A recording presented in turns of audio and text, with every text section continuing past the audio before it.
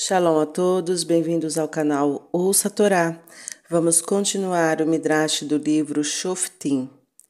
Gidon luta contra a adoração de ídolos.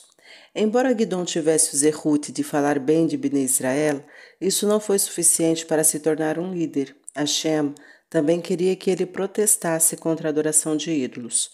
O próprio pai de Gidon servia a ídolos. Naquela noite, Gidon ouviu a voz de Hashem lhe dizer: seu pai construiu um misbeach e uma árvore de Asherá para o deus Baal. Ele reservou 2 bois, um dos quais engordou nos últimos 7 anos a fim de oferecê-lo aos ídolos. Você deve destruir o misbeach de Baal e cortar a árvore Asherá. No lugar dela, faça um novo misbeach para Hashem no topo da rocha, onde o anjo falou com você. Construa-o com a madeira da árvore Asherá. Nesse misbeach, ofereça o boi que foi engordado para os ídolos. Esta era uma ordem muito difícil. Bnei Israel ficariam furiosos com o homem que se atrevesse a quebrar seu precioso misbeach aos deuses e sua sagrada árvore Asherá. Eles não hesitariam em matá-lo. Gidon estava arriscando sua vida ouvindo Hashem. Isso provaria se ele era realmente digno de liderar Bnei Israel. Essa ordem de Hashem incluía vários detalhes que geralmente são proibidos. Primeiro, na época o Mishkan estava em Shiló. Era proibido oferecer um corbã em qualquer lugar fora do Mishkan, mesmo que o corbã fosse destinado a Hashem. Além disso, normalmente qualquer coisa reservada para adoração de ídolos não poderia ser usada no serviço de Hashem.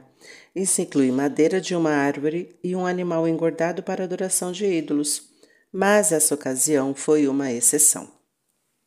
Pergunta: por que Hashem permitiu que Gidon quebrasse o din, lei? Resposta: o motivo é que isso faria um poderoso Kiddush Hashem. Todos aprenderiam que o deus Baal não tinha poder nenhum. Se o boi e a madeira que foram reservados para os ídolos fossem usados para uma mitzvah, Bnei Israel perceberiam que eles deveriam fazer techuvá e servir a Hashem em vez do Baal.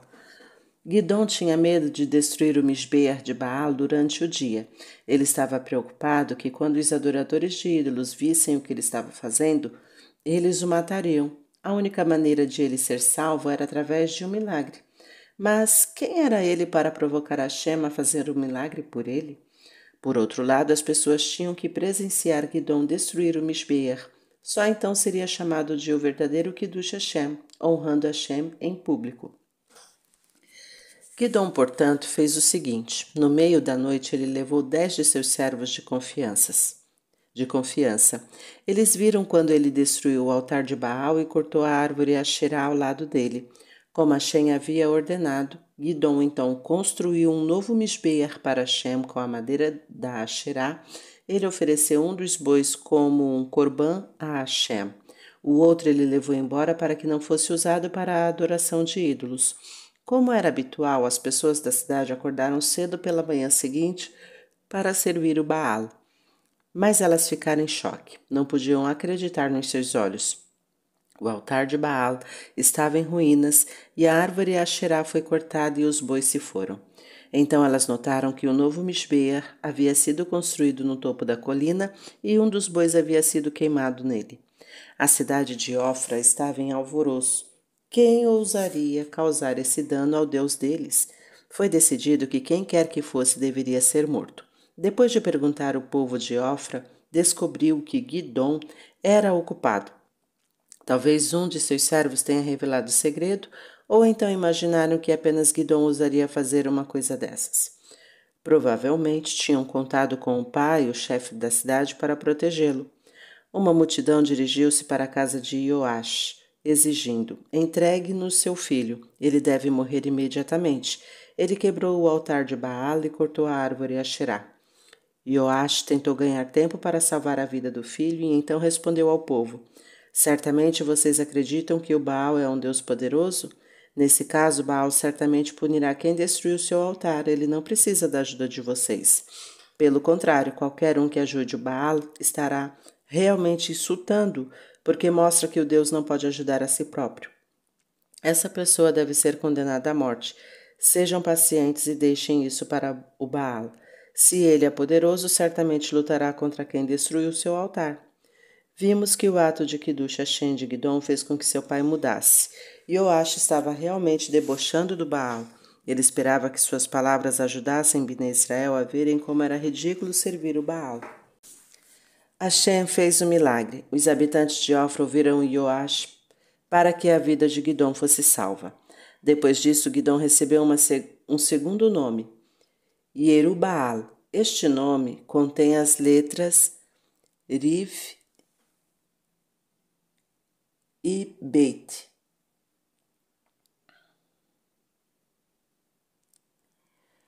Riv luta e Baal, isso significa vamos lutar contra Baal, Gidon. Mas o nome realmente zomba do Baal. Como você pode imaginar, Baal nunca puniu Gidon. Portanto, toda vez que Bnei Israel viam Yerubaal, eles eram lembrados de como Baal estava desamparado. Eles ficaram abalados com a crença em Baal. Por esse mérito, eles mereceram ser libertados de Midian. Gidon pede a Hashem por sinais. Como sempre, na época da colheita, os Midianim, unidos com Amaleque e Bnei Quedem, vieram para destruir e roubar Eretz Israel de seus grãos. Eles entraram na terra e montaram acampamento no vale de Israel, na parte norte do território de Shevet Menash. De repente, Gidon sentiu o espírito de Hashem sobre ele. Ele estava cheio de força e coragem. Ele reuniria o exército judeu e lutaria com os Midianim. Gidon tocou um chofar. Imediatamente todos os homens de sua família da tribo de Menashe se reuniram. Então Gidon enviou mensageiros ao resto da Shevet Menashe e às tribos que viviam ao lado dela, ao norte do vale de Israel, Asher, Zevulun e Naphtali. Os soldados de todas essas tribos se prepararam para a batalha contra o inimigo. Gidon era um homem muito humilde. Embora Hashem tivesse prometido ajudá-lo, ele se preocupou. Eu não sou um tzadik em particular. Como mereço vencer uma batalha? Ele também sabia que Bnei Israel não havia feito techuvá apropriada. Ele duvidou, portanto, se Bnei Israel seriam capazes de derrotar Midian. Gidon virou-se para Hashem e perguntou: Por favor, Hashem, me dê um sinal de que o Senhor realmente ajudará Bnei Israel através de mim, mesmo que eu não mereça isso. Hoje à noite colocarei um pedaço de lã de ovelha na terra, no local onde sempre trituramos os grãos. Amanhã de manhã, por favor, deixe o orvalho cair apenas sobre o pedaço de lã e a terra ao redor deve estar seca. Se fizer isso, estarei confiante de que o Senhor ajudará Bnei Israel através de mim. Na manhã seguinte, Gidon verificou o pedaço de lã. Ele estava tão úmido que ele foi capaz de espremer orvalho suficiente para encher um copo inteiro. Ainda assim, Gidon não estava satisfeito. A terra ao redor do pedaço de lã não estava completamente seca conforme ele solicitou. Por que Hashem não permitiu que a terra permanecesse seca? Porque nos 6 dias da criação Hashem prometeu que abençoaria o mundo com orvalho todos os dias. Ele não queria voltar atrás de sua promessa. Como o sinal de Hashem não era exatamente o que Gidon havia solicitado, ele mais uma vez implorou a Hashem: Por favor, não fique com raiva, Hashem, e dê-me mais um sinal. Amanhã de manhã deixe a terra ao redor do pedaço de lã ficar coberta de orvalho, mas deixe o pedaço de lã seco. Quando Gidon checou de manhã, ele ficou surpreso. A terra estava molhada com o orvalho, mas o pedaço de lã estava completamente seco. Agora Gidon estava convencido. Hashem o ajudaria, embora sentisse que não merecia, e apesar de Bnei Israel não ter feito uma techuvá apropriada. A maior parte do exército é mandada para casa. Os exércitos de Midian e Gidon estavam prontos. De repente, Hashem disse a Gidon: Seu exército é muito grande. Se você vencer a guerra, os Bnei Israel acharão que a vitória ocorreu por causa de seu número e força. Quero que todos os judeus vejam claramente que eu estou ajudando você. Chame os soldados e diga-lhes: quem está com medo deve voltar para casa. O que um soldado judeu poderia temer para que fosse mandado para casa? Existem 2 possibilidades. Ele poderia ter medo do inimigo ou ele poderia ter medo por causa de suas averote, pecados. Na época dos reis judeus, um cohen especial chamado Mashuach Milhamá costumava anunciar antes da guerra: qualquer um que está com medo é dispensado do exército. Isso se aplicava somente quando o rei judeu governava Bnei Israel ou quando o objetivo da guerra era conquistar terras fora das fronteiras de Eretz Israel. Em uma guerra de defesa, os soldados que estavam com medo não eram enviados de volta. Segundo a lei da Torá, Guidon não precisava enviar para casa nenhum soldado. Ele era um shofet e não um rei, e o objetivo da guerra contra os Midianim era se livrar de um agressor, Milchemet Mitzvah. Porém, Hashem ordenou a Guidon que nessa ocasião excepcional ele deveria dispensar qualquer soldado que estivesse com medo. Hashem queria somente que tzadikim participassem nessa batalha contra Midian. O exército judeu consistia em 32 mil homens. Após o anúncio de Guidon, 22 mil soldados foram embora. Apenas 10 mil homens estavam prontos para enfrentar o inimigo. Mas Hashem disse a Guidon: ainda há muita gente. Traga todos os soldados para o lago. Lá eu mostrarei a você quais escolher. Guidon levou seu exército para o lago. Os soldados estavam com sede e começaram a beber. Alguns deles se deitaram no chão e lamberam a água como cães. A maioria caiu de joelhos e pegou a água com as mãos. Alguns se inclinaram para pegar um punhado de água e depois se endireitaram para beber. Hashem disse a Guidon: separe os soldados que se levantaram para beber daqueles que se deitaram ou se ajoelharam. Vou ajudá-los através destes homens, mande todos os demais para casa. Guidon reuniu os soldados que lhe foi dito para manter. O total do contingente ficou apenas em 300 soldados. Pergunta: por que Hashem escolheu estes soldados? Primeiro, os soldados que beberam em pé provaram que tinham autocontrole. Eles eram de tzadikim. Mesmo com sede, eles não se abaixaram até a água como animais. Em vez disso, levaram a água aos lábios, embora isso fosse mais difícil de fazer. Segundo, também ficou claro que estes homens não eram preguiçosos. Eles não escolheram o caminho mais fácil.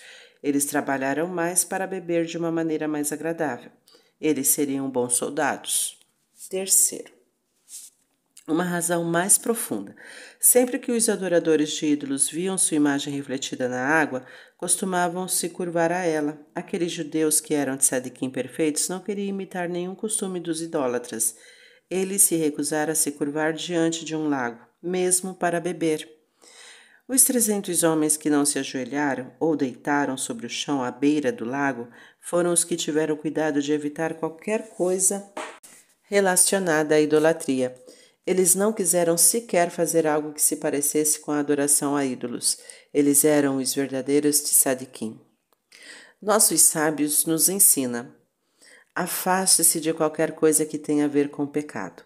Nossos sábios ensinam: afaste-se não apenas de um pecado, mas também de algo semelhante a um pecado. Há muitos casos em que o din, lei da Torá, não é claro. Às vezes não temos certeza. É uma verá pecado ou não?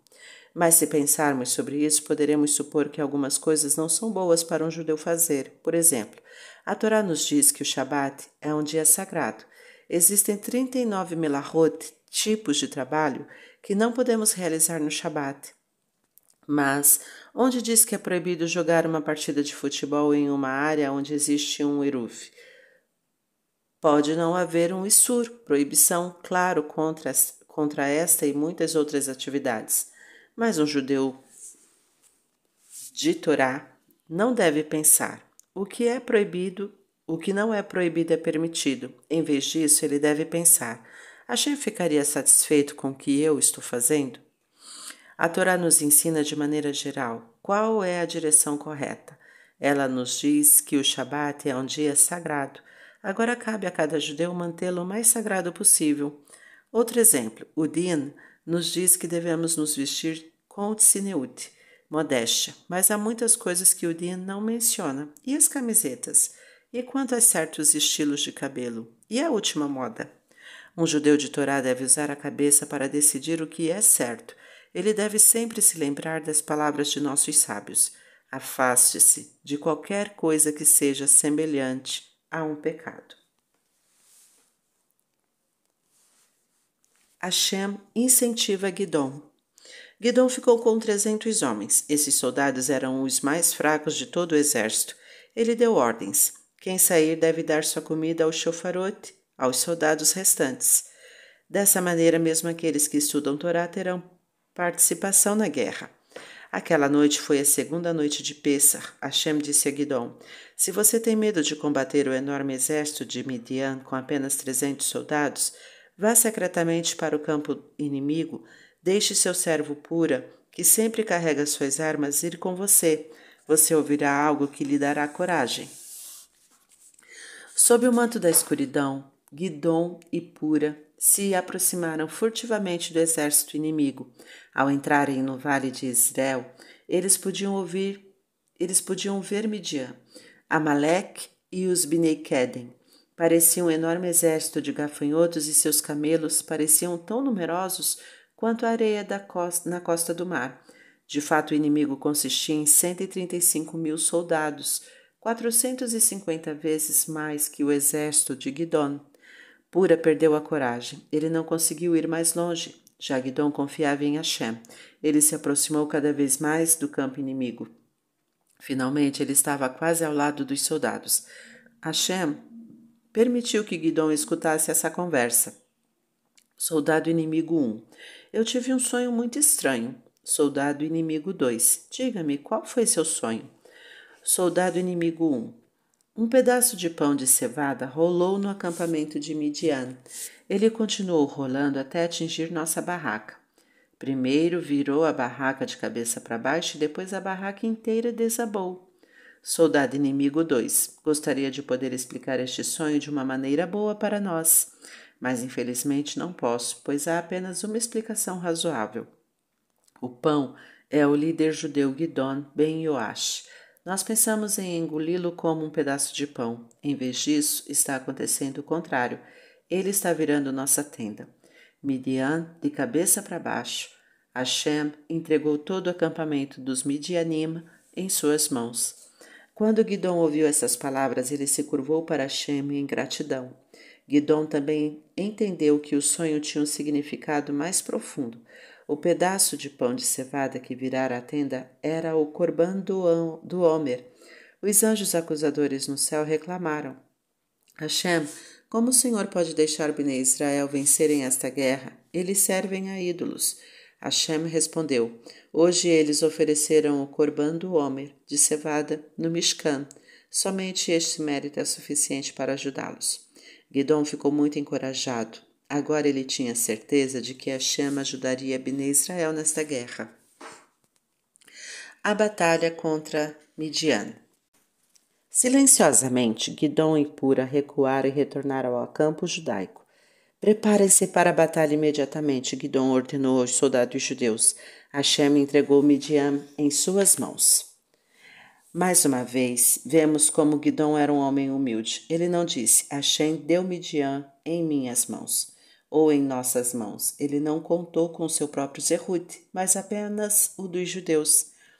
Guidom dividiu seus soldados em 3 grupos de 100 homens cada. Ele liderou um grupo e nomeou 2 líderes sobre os outros 2 grupos. Ele deu a cada soldado um chofar e um jarro contendo uma tocha. Os jarros cobriam as tochas de modo que nenhuma luz brilhava. O plano era o seguinte: o exército de Guidom se aproximaria muito do campo inimigo, eles andariam na escuridão total para que os Midianim não tivessem como saber quantos judeus estavam se aproximando. De repente, todos os 300 soldados tocariam seu chofarote. Eles também quebrariam seus jarros para produzir um tremendo barulho. Quebrar os frascos, de repente, revelaria as tochas que estavam escondidas dentro. Esperava-se que a combinação de súbito ruído e luz assustasse os Midianim para que pensassem que um exército enorme se aproximava. Não apenas 300 soldados, mas algo como 300.000. Guidom também tinha uma razão mais profunda para usar chofarot e tochas em jarros. Ele queria lembrar Hashem de Matan Torá, a entrega da Torá no Matan Torá. Um chofar foi ouvido e houve trovões e relâmpagos. Por esse mérito, Hashem deve ajudar os judeus. Guidom disse aos líderes dos outros 2 grupos: sigam-me e façam o que eu fizer. Quando eu tocar o shofar, deixe seus soldados fazerem o mesmo, enquanto gritam, por Hashem e Gidon. A divisão de Gidon chegou à beira do acampamento de Midiani à meia-noite. Gidon e seus homens repentinamente tocaram seu shofarot e quebraram seus jarros. Os outros dois grupos os copiaram. Erguendo suas tochas flamejantes, os judeus gritaram, por Hashem e Gidon. Eles sopraram novamente seu shofarot. O som do shofarot despertou a misericórdia de Hashem no céu. Os Midianim poderiam facilmente matar os 300 soldados judeus, mas Hashem os fez imaginar que um exército enorme estava se aproximando. Eles ficaram confusos e em pânico, começaram a se matar, confundindo seus companheiros soldados com os inimigos. Os que sobreviveram fugiram de lá. Vamos continuar em outro dia. Tá gostando do conteúdo do canal? Então curta, comenta, compartilha. Ainda não é inscrito, então se inscreve, ativa o sininho e fica por dentro das novidades. Shalom a todos!